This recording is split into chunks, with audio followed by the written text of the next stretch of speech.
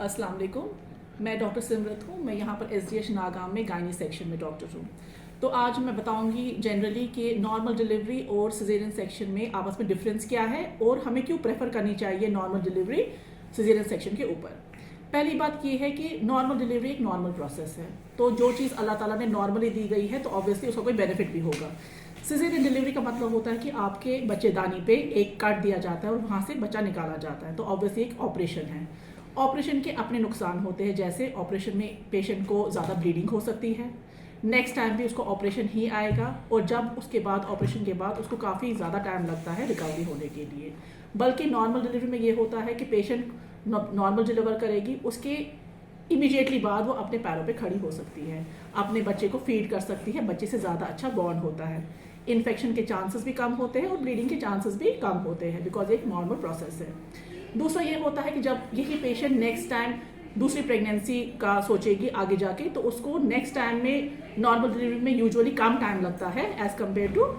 पहले वाली डिलीवरी में, और ज़्यादा चांसेस होती है इसको नेक्स्ट टाइम कि इसको नॉर्मल डिलीवरी ही होगी। बाकी कुछ कॉम्प्लिकेशंस होते हैं जिसकी वजह से नेक्स्ट टाइम पे भी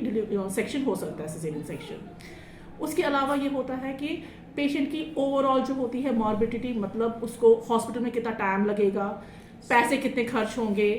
फिर वो सारी चीज़ें जो है नॉर्मल डिलीवरी में ज़्यादा अच्छा होता है as compare to caesarean section में। इसके अलावा ये होता है कि आगे जब पेशेंट को नॉर्मल डिलीवरी होती है वो इमीडिएटली अपने बच्चे को दूध पिला सकते हैं, और दूध पिलाने का बच्चे को अलग बेनिफिट्स होते हैं, जैसे माँ के दूध में जो कोलेस्ट्रॉल होता है, जो पहला दूध निकलता है जो मोटा गाढ़ा येलो कलर का होता है, उसमें बच्चे के लिए अलग न्यूट्रिएंट्स होते हैं, इम्यूनोग्लोबुलिन्स होती है जिसकी वजह से बच्चे को इन्फेक्शन नहीं होते हैं, और वो इमीडिएटली नॉर्मल डिलीवरी के बाद वो पिला सकती है। बनस्पत जब उसको सिजेरियन सेक्शन होता है उस टाइम पे पेशेंट कम से कम मैंने यहाँ पर देखा है कि 1-2 घंटे तक तो बच्चा माँ का दूध पीता नहीं है, बिकॉज माँ ऑलरेडी पेन में होती है उसमें। उसके अलावा बच्चे को ये फ़ायदा है कि जब बच्चा माँ की नॉर्मल डिलीवरी से मतलब पैदा होता है, वजाइनल कैनाल से जब बच्चा बाहर निकलता है, तो बच्चे को जो माँ का पानी इर्द गिर्द होता है बच्चे के, उस टाइम पे नॉर्मल डिलीवरी की वजह से बच्चे को इतना प्रेशर होता है चेस्ट वगैरह पे कि वो सारा कुछ बाहर निकल जाता है, वो उसके पेट तक नहीं जाता, जो बच्चे के लिए बेनिफिशियल होता है। बच्चे को उसकी वजह से सांस लेने में तकलीफ नहीं होती है। ओवरऑल ये देखा गया है स्पेशली बाहर की कंट्रीज़ में कि वहाँ पर लोग प्रेफर करते हैं नॉर्मल डिलीवरी, मगर मैंने देखा है एशियन कंट्रीज़ में ये है कि लोगों को लगता है कि सिजेरियन डिलीवरी ईजी है। सिजेरियन डिलीवरी ईजी है कि आपको लेबर बर्दाश्त नहीं करना पड़ता है, कुछ ही मतलब 1 घंटा ज़्यादा लगता है कि आप थिएटर से बाहर आ जाते हैं, मगर नॉर्मल डिलीवरी में रिकवरी टाइम कम होती है, मतलब पेशेंट जल्दी ठीक हो जाता है। मगर सिजेरियन डिलीवरी में होता है कि आपको महीनों तक बेड पे रहना पड़ता है और हर एक काम में प्रॉब्लम होती है करने में, इसलिए इंसान को नॉर्मल डिलीवरी ही प्रेफर करनी चाहिए।